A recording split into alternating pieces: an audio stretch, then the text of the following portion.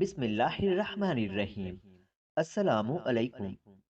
ایک دفعہ کا ذکر ہے کہ ملک فارس کا بادشاہ بہت پریشان اور دکھی تھا۔ حالانکہ سارے ملک میں بہت خوشحالی تھی اور اس ملک کی عوام بہت سکھی اور خوش تھی۔ اس کے باوجود بھی ملک کا بادشاہ پریشانی میں مبتلا تھا، کیونکہ اس کی ایک ہی بیٹی تھی، شہزادی فروا، جس نے اپنی شادی کے لیے بہت کڑی اور حیران کن شرط رکھی ہوئی تھی۔ وہ شرط یہ تھی کہ جو بھی میرے 3 سوالات کے ٹھیک جواب دے گا، میں اس سے ہی شادی کروں گی۔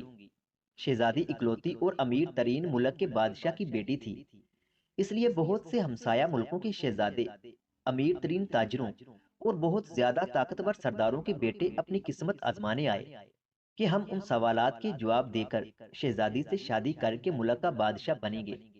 لیکن وہ تمام کے تمام ناکام لوٹ گئے اور شہزادی کے سوالات کے جواب نہ دے پائے۔ اسی فکر نے بادشاہ کو بیمار کر دیا اور وہ رو رو کر اپنے پروردگار سے دعائیں کرتا کہ اے میرے مالک، تو ہم پر رحم فرما اور ہمارے لیے آسانیاں پیدا فرما۔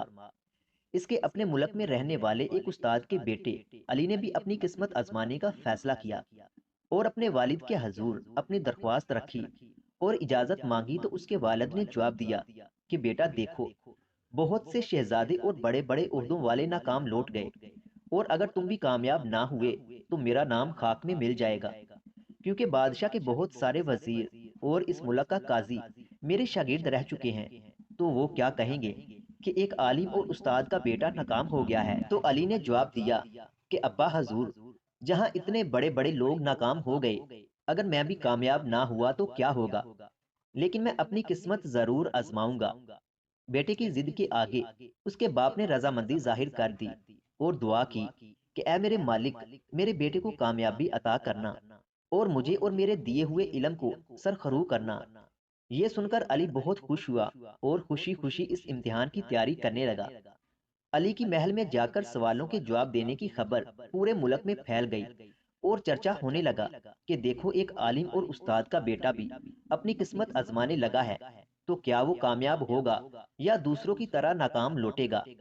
پورے ملک میں جشن کا سماں بن گیا۔ مقررہ وقت پر محل میں اتنا رش ہو گیا کہ کہیں بھی جگہ خالی نظر نہیں آ رہی تھی۔ تمام وزراء اور امرا اپنی مخصوص کردہ نشستوں پر موجود تھے، اور ایک طرف علی بھی اپنی مخصوص کردہ نشست پر بیٹھا تھا، اور تمام کے تمام حاضرین بادشاہ، ملکہ اور شہزادی کے انتظار میں تھے۔ جب بادشاہ آیا اور دربار کے تخت پر بیٹھا، جس کے ساتھ ملکہ اور شہزادی بھی آ گئے، تو بادشاہ نے شہزادی کو اپنے سوال کرنے کی اجازت دی، جس پر شہزادی اٹھی اور اپنا پہلا سوال کچھ یوں کیا کہ اس نے اپنی شہادت کی انگلی اوپر کی جانب بلند کر دی اور علی کی جانب دیکھنے لگی۔ علی کچھ لمحے رکا اور کچھ سوچ کر اٹھا اور اپنی شہادت کی انگلی اور اس کے ساتھ والی دوسری انگلی بھی ہوا میں بلند کر دی۔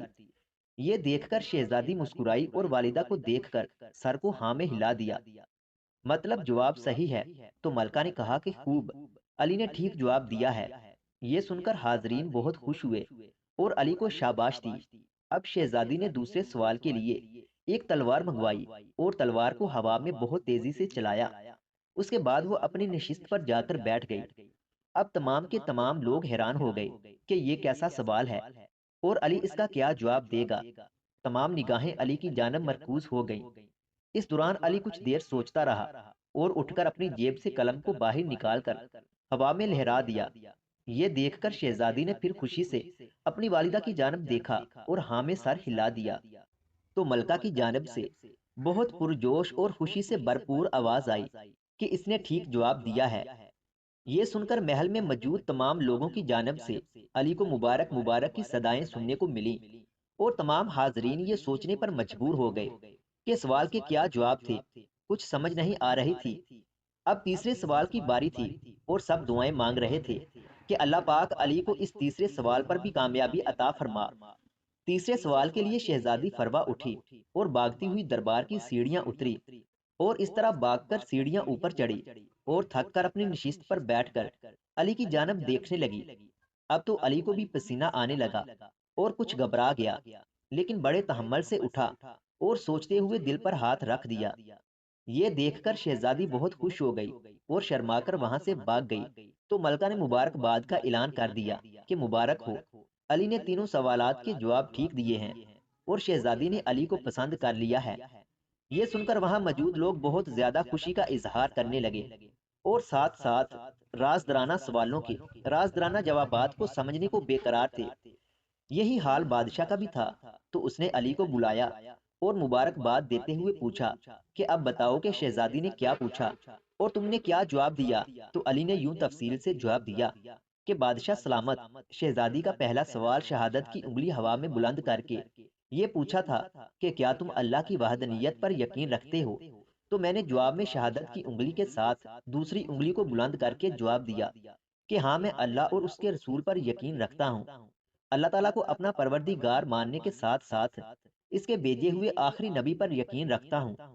یہ سن کر بادشاہ اور وہاں موجود تمام لوگ مطمئن ہو گئے کہ ہاں، واقعی یہ ٹھیک جواب تھا۔ دوسرا سوال کچھ یوں تھا کہ شہزادی نے تلوار کو ہوا میں لہرا کر پوچھا تھا کہ کیا اس سے بھی کوئی مہلک یا خطرناک ہتھیار ہو سکتا ہے؟ جس کے جواب میں نے اپنی جیب سے قلم نکال کر لہرایا کہ قلم کا وار تلوار کے وار سے زیادہ مہلک اور خطرناک ہے۔ یہ جواب بھی سن کر بادشاہ سمیت تمام حاضرین حیرت سے ادھر ادھر دیکھنے لگے کہ واقعی اس نے بہت عقل مندی سے جواب دیا ہے۔ علی نے کہا کہ تیسرا سوال شہزادی نے یہ پوچھا تھا کہ میں سیڑھیاں اترنے اور چڑھنے سے تھک گئی ہوں، لیکن میرے جسم کا ایک حصہ نہیں تھکا۔ تو میں نے جواب میں اپنے دل پر ہاتھ رکھ کر کہا کہ دل جسم کا ایسا حصہ ہے جو پیدائش سے لے کر مرتے دم تک نہیں تھکتا اور ہر وقت اپنے حصے کا کام کرتا رہتا ہے۔